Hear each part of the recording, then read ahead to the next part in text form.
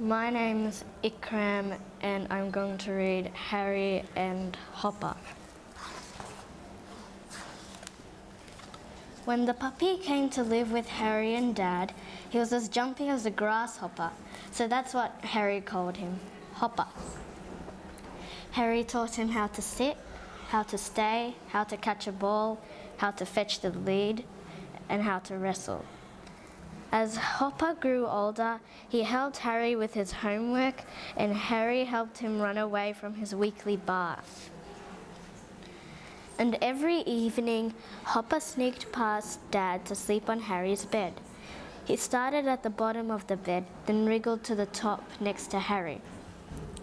"Good night, Hopper," said Harry, and they gazed at each other, their eyes gleaming with mischief and delight. But one afternoon, when Harry came home from school, there was no Hopper waiting by the gate, no glad yelping, no loving lick of the tongue. Dad was hunched on the front steps. He said, "Come and sit next to me, Harry. There's something I have to tell you." "Where's Hopper?" asked Harry, but somehow he already knew. Dad wiped his eyes. "I'm very sorry, Harry. There was an accident. Hopper is dead." "No," said Harry. He trudged into the house, dumped his bags, switched on the TV. He stared at the screen, but the words and pictures didn't make sense and he couldn't follow what was going on. Dad asked, "Would you like to come and say goodbye to Hopper before I bury him?" "No," said Harry, and he turned the TV up louder. That night, Harry didn't want to sleep in his room.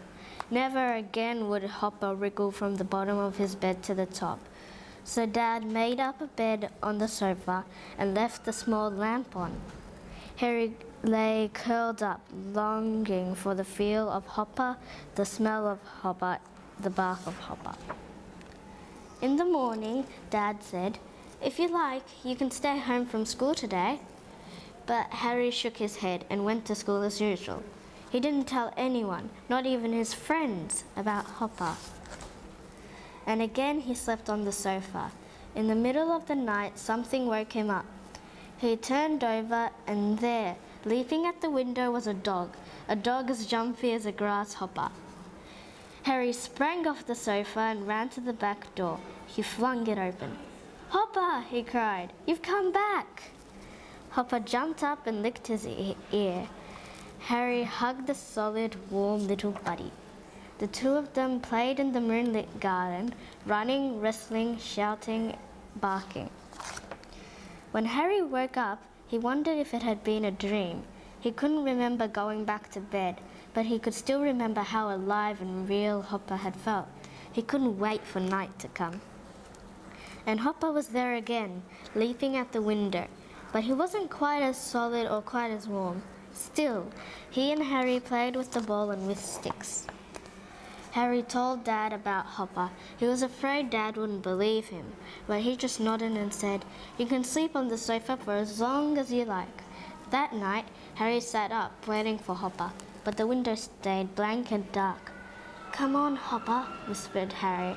"Come on." But Hopper didn't come. Long after midnight, Harry pushed aside the blanket and went to open the back door. There, curled under the window, was Hopper, as wispy as winter fog, as cold as winter air.